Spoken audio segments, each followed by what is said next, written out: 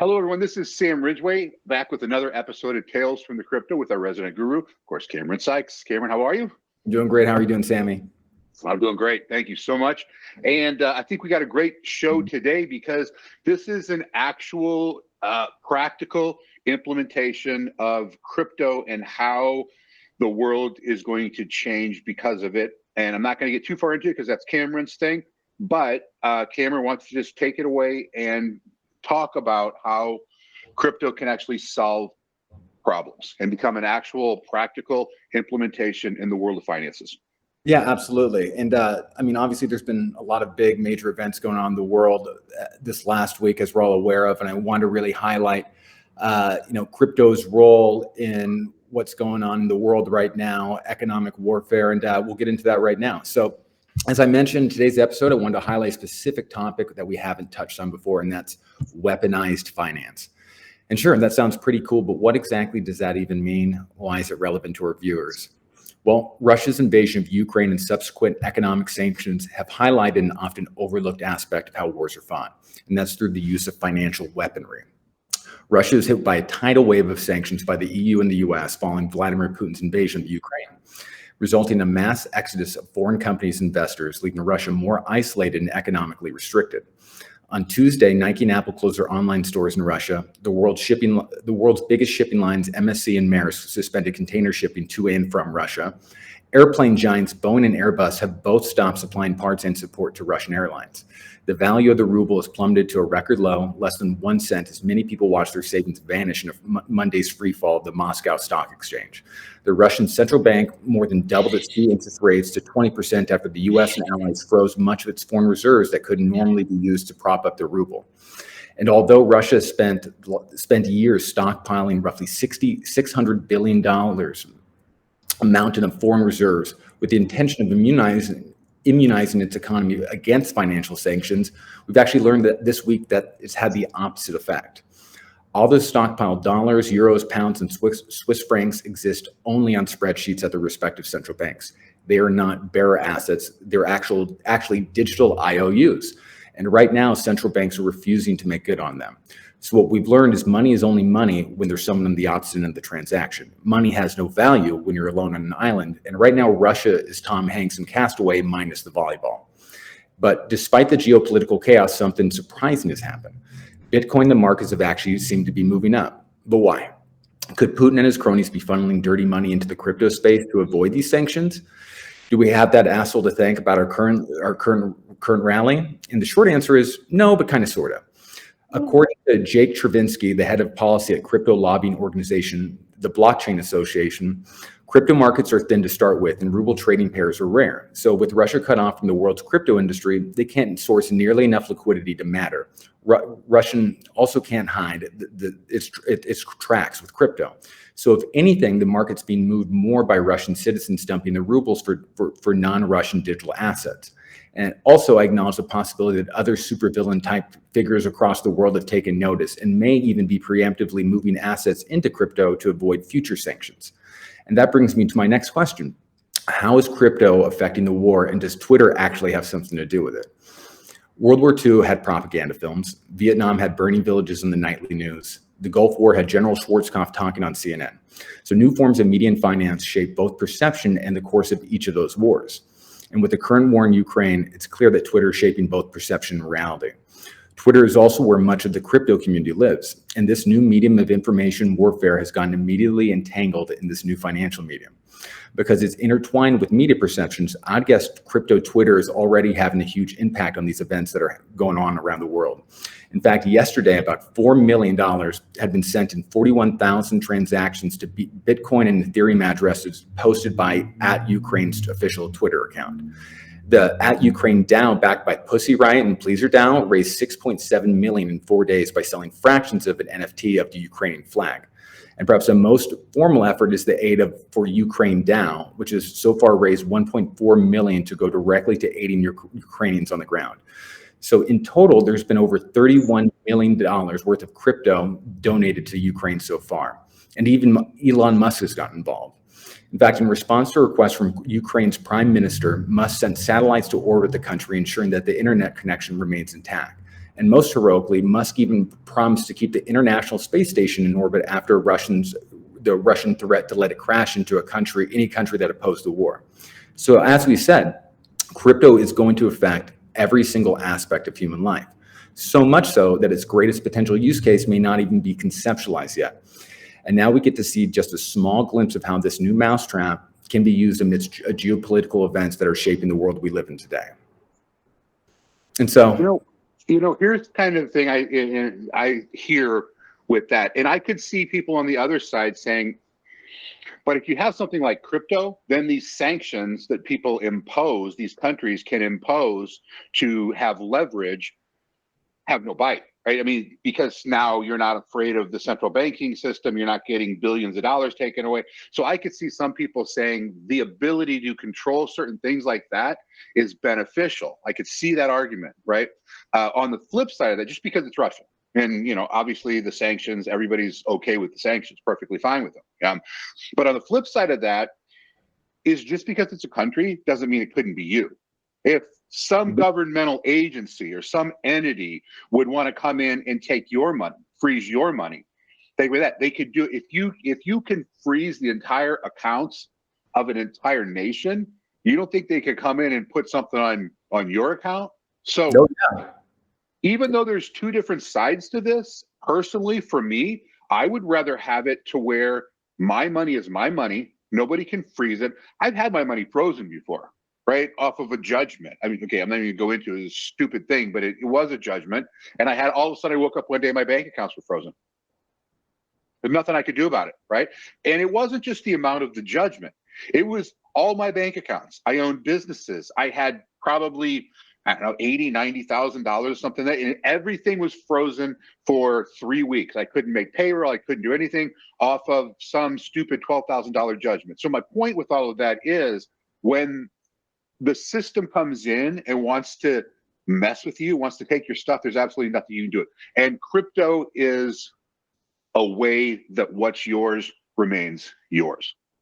Absolutely. And what's interesting, I mean, it's crazy because it's great to see that we're able to have a response to this sort of thing without actually having to put, American lives at risk. And so that's great, but it also sets kind of a crazy precedent because, like if we're able to go and control an entire nation's assets and basically completely inhibit its ability to transact with other parties, I mean, it makes its money completely useless, and that sets a precedent because now it's like, all right, if we were able to do this now, this is a great idea. What's to prevent people from doing that to you or some other billionaire people, right, who have no actual malicious intent and aren't actually trying to invade another country? So that's kind of what's scary. But also, it's like it kind of helped me realize it's like how young crypto actually is because we don't even necessarily have the infrastructure in place to be able to take all that money coming in that would be needed to evade all these potential sanctions in the first place. And so, like, we have a lot of room to grow, and this is a growing infrastructure. And, we're at such an early infancy that if, let's just say that $600 billion, if that was all in crypto, that would be probably a little bit more or around the same entire market cap as Bitcoin itself. And so just that entire movement of money into the entire crypto space as a whole would have such unprecedented effects on the crypto market as a whole. And so, I mean, it's insane. So it shows that A, like, we're still young. B, we need to have a greater infrastructure to be able to sustain all these vast amounts of money that are potentially come into the system as a whole. And I think that's ultimately going to happen. It's going to be driven by, a lot of it's going to be driven by these billionaires and other potential sovereign states trying to flood money into the space to avoid the potential of these future economic sanctions. And I think initially that will be good for the crypto market in the short term because it's, we're going to see a lot of new money come into the space. But over the medium and longer term, I also think that's going to result in more legislation and regulation being pushed into the space now that you have these quote unquote bad actors trying to put money in there. And so I think that there's pros and cons to it, but it's just a kind of a crazy situation that we're living in right now and seeing unfold in front of our eyes. Obviously you touched on the citizens themselves, but if we rewind and we throw crypto into the mix, the lines at the ATM that we saw in both Russia and in the Ukraine, right? People trying to get money out of the banking system just to have money, right? And there is no money in the banking system to give out. And you've got, a mile long line of crypto. With crypto, all this goes away. If I have my money in my wallet and I need to pay for things, I can pay for them. I don't have a middleman in between there shaving off, a couple points for himself, telling me when I can and when I can't get my money out of the bank, how much money I can get out of the bank. I don't have that anymore. So had crypto been fully enforced in this thing, for the citizens at least, they could have continued to carry on as they were. And because crypto is global, it's not one nation that can bring down the price of crypto. Like if the Ukraine has something happen, Bitcoin isn't going to plummet down, by 30,000 points because the Ukraine's getting invaded. So even though it's a volatile market right now and it does need to shake itself out, and there needs to get a little more, again, just like the NASDAQ market was. NASDAQ was all over the place in the beginning until people started saying, okay, what's the real value of this? They figure that out, and then there's stabilization. The crypto market's going to go through the same thing, and we're in the infancy stage right now. Once that happens, there's going to be a baseline of what this is worth, and it's going to fluctuate a little bit, but it's not going to fluctuate by $20,000, $30,000 anymore. It's going to be relatively stable. So not one country is going to be able to totally mess up the entire global financial status. And it just can't happen like it can today with some regime coming in, taking over an entire nation and driving their monetary system into the ground. Yeah. It just safeguards everything. It safeguards everything from these things that we've seen happen over and over again. Maybe not in the United States necessarily, but these other countries. Venezuela. I mean, we could go on. We could start naming them. Countries in Africa. It just takes away the power from these tyrannical organizations that come in and just sweep up everything, throw it in their pockets, and just leave this desolate, like barren wasteland in their wake. Yeah, no, absolutely. And what's crazy is because, obviously in the first, couple months of the year, we were seeing, the markets were tanking because fears over monetary policy, inflation, interest rates, et cetera. There's a strong correlation between the equity markets, specifically tech stocks and the NASDAQ, and Bitcoin, the crypto market, trading together. Then it's almost like we're starting to see a little bit of decoupling, and we're starting to see a bounce, because if anything, this crisis in the Ukraine and Russia has really shown that Bitcoin and crypto is actually a great hedge against inflation and any risk stemming from a country's native currency. Because right now the ruble's crashing, and what are people doing? They have no faith in the value of their native currency, so they're switching to digital assets like Bitcoin right now. And so it's proving to be a hedge, and that's actually doing positive things for the market. And it's really showing that it's a serious hedge against all these actual uncertainty and risks that are out there. And I think that's going to makes an even greater use case for the potential benefits of crypto, and it's going to help drive adoption even more so moving forward. Yeah, I think you're right. And I think these little things that happen along the way, such as, looking at everything on a global scale in the price of something like Bitcoin, again, where I see there's a television, and television is 0.005 Bitcoin, right? It's 0.005 Bitcoin, but if I walk into somewhere else and I see 0.005 Bitcoin in Spain or Italy, I don't have to understand what is a euro, I understand what 0.005 Bitcoin is, right? I have that just like the metric system or the English system. I know what a mile is, how long it is. It doesn't matter whether it's a mile in the United States or whether it's a mile in Italy. It's a mile. A mile's a mile. So I think that these little things that happen, such as that understanding of what things cost. I'm not saying a cheeseburger is going to cost the same in New York as it is in Arkansas, but at least we would know how much it costs based upon the price in Bitcoin, right? And if I go to China, I know how much I know how much that is. That Big Mac is. I just understand how much Bitcoin is. So I think that happened. I also think, again, safeguarding people against some institution coming in and taking your money, the government knowing where you spend your money. I mean, the whole thing where they were coming and we're gonna report on everybody over $400 or $600 or whatever it was. We're gonna get like a report on what they spent it on. The government doesn't need to know that. I mean, I pay my taxes. I get taxed by my employer. I get all.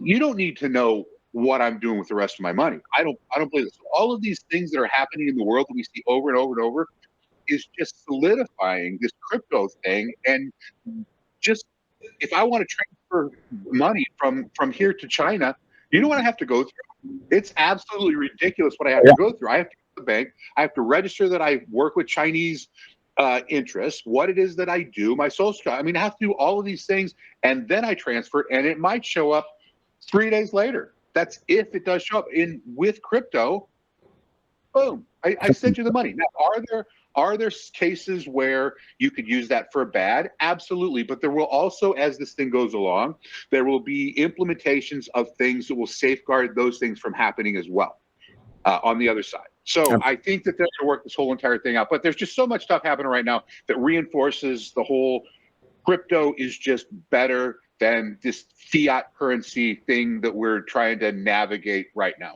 Yeah, absolutely. It's just a better mousetrap, and we're seeing new signs every day of how actually more beneficial it can be. And so it's exciting stuff. Even in a crazy world, there's still, light at the end of the tunnel. We're seeing positive things happen in the market despite all this crap. And, I'm excited for, what the future holds. And I think it's only going to be good stuff from here on out. Definitely. All right, Cameron, as always, love your insight and love to just talk with you on this thing. We'll come back on Wednesday, and great job. I'll see you then. All right. All right. Talk to you soon, man. Take care.